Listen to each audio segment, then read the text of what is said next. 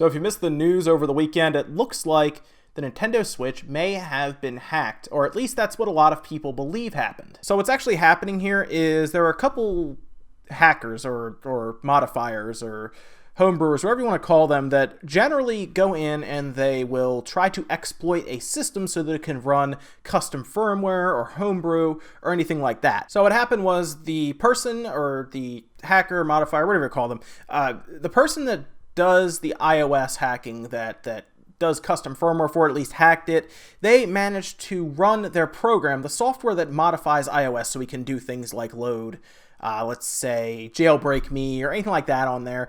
They actually managed to run that same program on the Switch. And this is Luca Todesco, and they've been known for a while to be doing this with iPhones, iOS devices mostly, but because they both run WebKit. WebKit is like an open, it's an open source engine that runs web browsers for things like mostly Apple products actually, anything that really runs on Unix, and then of course Linux from that sense.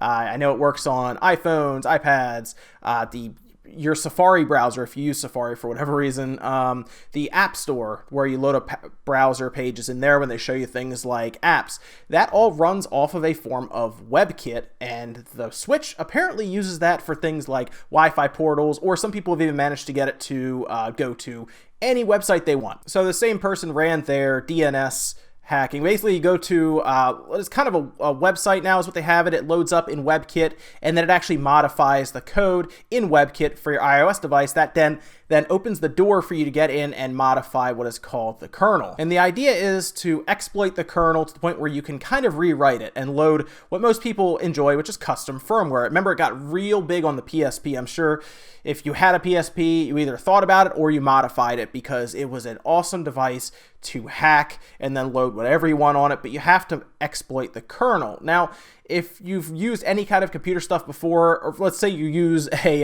MacBook and you maybe get a kernel panic, well, the kernel is the core of a computer's operating system. So it's like at the center of your operating system. It's running everything. And the idea is to exploit it so that you can kind of slide some code in there that then lets you do things like load a custom firmware to do things like piracy, unfortunately, which is very popular with the modding community. Obviously, a lot of people do this so that they don't have to buy games, but the people who usually modify and exploit these things, they don't usually do it because of that. They do it for a couple reasons. They do it because they enjoy the challenge, because some people, it's their programming hobby to exploit and modify kernels or the system itself. Like I said, a system comes out, they see it as a challenge to then exploit it. They do that for that, and then of course they do it because they want to load homebrew or just play around with the system in general. When a new system comes out, it's new technology. The Switch is the most powerful handheld right now, so of course everybody wants to run to it, modify it, because it has so much potential as a handheld.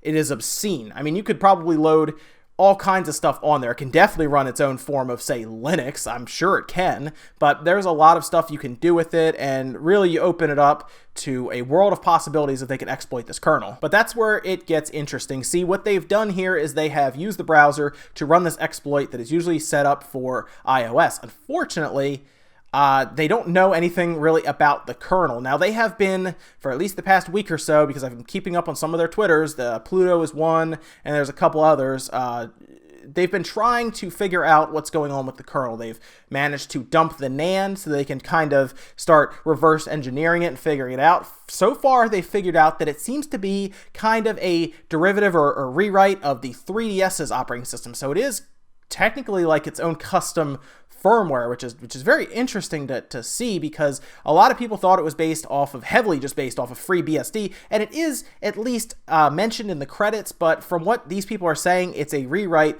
of the 3DS's operating system. So they've already figured that out, and this is moving along quick. So even though we're not there yet, because we don't have a kernel exploit. Now, the moment you hear that there is a kernel exploit out for the Switch, that means there's going to be custom firmware. That means they figured it out. But until that time, it's not hacked yet.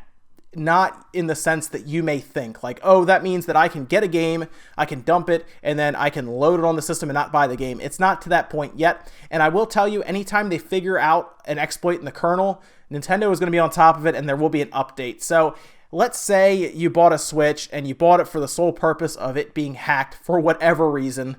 Again, it's not my business. Maybe that's what you want. You don't want to update it. Like, you want to not update it right now because they are making progress rapidly, and it's only a matter of time before they come out and say, it's been hacked, the kernel has been exploited, and now you can load any custom firmware you want on there. You can just load it on there, and we'll make, like how the PSP, once they figured out that kernel, it was over. People were keeping up with the updates constantly, and really the PSP was a good system to hack, but I do see how that could hurt, say, Nintendo in the long run if it becomes super easy to modify these systems, because you don't want to put your game on a system that's easy to modify, because then people will just download your game and never buy your game. So I understand why it's a big deal for Nintendo to pretty much be extremely, extremely quick to patch these things. But it's interesting to see this because, again, the Switch has a lot of potential if it is hacked in terms of the kernel being exploited and then custom firmware being loaded on there. But all you need to know right now is the Switch is not modified or soft modded in the traditional sense. All they have done is shown that there is a way to load exploits through WebKit. And the big problem, though, WebKit is kind of sandboxed. So from there, they need to dump the NAND and figure out what to do after running that exploit, or maybe during that exploit being run, there's a way in from there. But that is basically like the first step, or they've opened the door and there's a brick wall behind that door right now. So that's what's happened. It's not hacked.